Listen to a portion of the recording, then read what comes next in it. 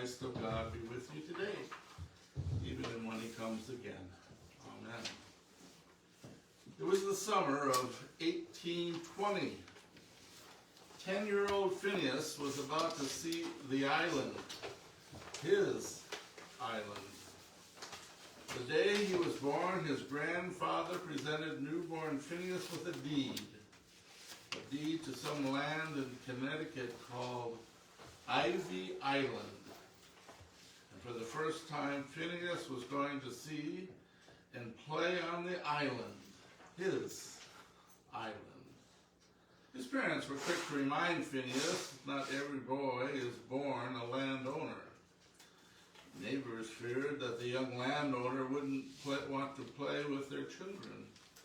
When you own an island, you feel important. And when you own an island, you want to see it. Phineas had yet to see it. But now the day had come. On that summer day in 1820, after a long ride with a horse and buggy, Phineas jumped from the wagon. He ran through the meadow. He raced the row of trees, and there we saw Ivy Island. And when he saw the island, he stopped. His heart sank.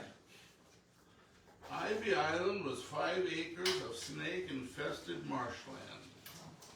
His grandfather had called it the most valuable island in Connecticut, but it was worthless. His father told him it was a generous gift, but it wasn't. It was a joke. It was a cruel, heartless joke. And Phineas stood there in disbelief and then uttered 4 words. 4 of the most haunting words that may be in the English language. But I had hoped. So much pain is packed into those 4 words. But I had hope. Imagine the prophet Isaiah's anticipation when the word of the Lord came to him in 740 BC. Isaiah then wrote about the nations streaming to Zion, beating their swords into plowshares and their spears into pruning hooks. Isaiah also wrote about a virgin conceiving and bearing a son, whose name will be Emmanuel, God with us. Isaiah gave this son other names: Wonderful Counselor, Mighty God, Everlasting Father, Prince of Peace. With such great and precious promises, everything was going to be great for Isaiah. Smooth sailing, right? Wrong. Dead wrong. In Isaiah 29:13, the prophet says that God's people honor him with their lips, but their hearts are far from him.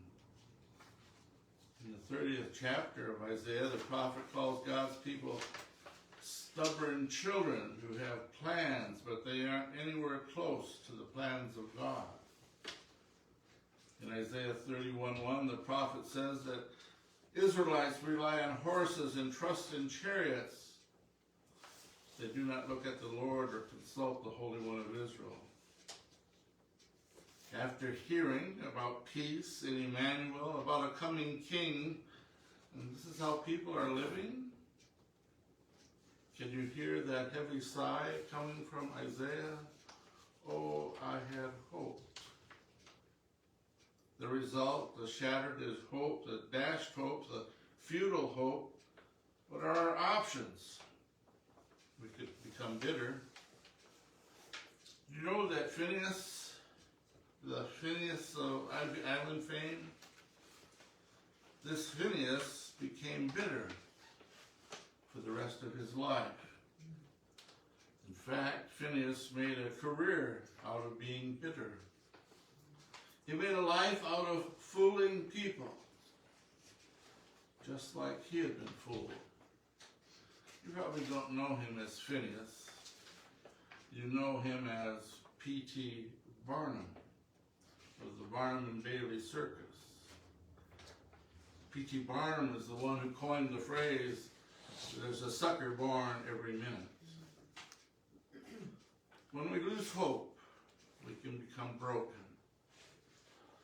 Someone once challenged Ernest Hemingway to write a story but only used 6 words. Hemingway came up with this. That's a dramatic pause. For sale, baby shoes, never used. Now, isn't that tragic? For sale, baby shoes, never used. It's a story about hope, baby shoes. It's about crushed hope, shoes, never used.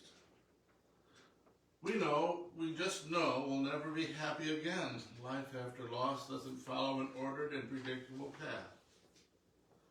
It looks out like a tangled plate of spaghetti. Nothing has rhyme, nothing has reason. Those 4 words have consumed us, but I had hoped. When life's hammer crushes our heart, we can become bitter, broken, and even unbelieving. After the American Civil War, the College of William and Mary had to close its doors. Weeds grew up on the campus, roofs tumbled in, windows were broken. It was all going to be a lost cause, were it not for the efforts of one man, Benjamin Ewell. Ewell went to the bell tower every morning and rang the bells, calling students to class. Except there weren't any students. There weren't any professors. For 7 years, every day, Benjamin Ewell rang the bell at the College of William and Mary. Ewell refused to become bitter. Ewell refused to become broken. Ewell became believing. The result, the College of William and Mary reopened in 1888. And of course, today it's one of the foremost colleges on the East Coast. That's Elijah. Elijah keeps ringing the bells in spite of the all. The prophet wrote these words: "Those they shall soar on wings like eagles. They shall run and not grow weary. They shall walk and not grow faint." The word wait in this verse is the same word that's often translated from the Hebrew hope. You see the connection between waiting means waiting with hope. Biblical hope means hoping while we wait, waiting and hoping. They go together like peas and carrots, Laurel and Hardy, Bert and Ernie. Conversely, we won't wait if we have no hope. And we won't help unless we learn how to wait. The 40th chapter of Isaiah contains some of the most powerful words in the Bible. The words in this verse, combined with waiting and with hope, is to put a spring on our steps and a song in our heart, but yet they're still words. They're just letters. They just form ideas. They're pictures on a page announcing concepts and thoughts and viewpoints. But that's why Isaiah goes on to tell us. He tells us about a suffering servant who took on flesh and blood in Bethlehem. The prophet says that the servant will grow up and that one day he'll give back to those who strike him on his cheeks and those who will pull his beard. He will not hide his face from mocking and spitting. And then Isaiah says the servant will be pierced for our transgressions and crushed for our iniquities. He will even be led like a lamb to the slaughter, and like a sheep is silent before it shears, he will not open his mouth. Isaiah says the servant will give himself over to suffering and death and feel the Roman whip and sound of hammer hitting on the nails. Hope will listen and love. It will hear and heal. And hope has a name, and the name is Jesus. But we had hoped. Those are the words of the Emmaus disciples. But we had hoped that he was the one to redeem Israel. After shedding his blood for all sin, for all people, for all time, the truth is Christ is alive. He's walking with a man named Cleopas and his friend as they go on their way to Emmaus, a village 7 miles west of Jerusalem. The 2 disciples are bitter, but we had hoped. And the disciples were broken, but we had hoped. And the two disciples are in so much despair that they don't even see Jesus. I get it. Maybe you do too. What does Jesus do? Does he scold them? Does he berate them? Does he miss them? Does he demean them? No. Luke 24 goes on to tell us that Jesus makes himself known to them through the scriptures and Holy Communion. And that's where Jesus comes to us and delivers us hope.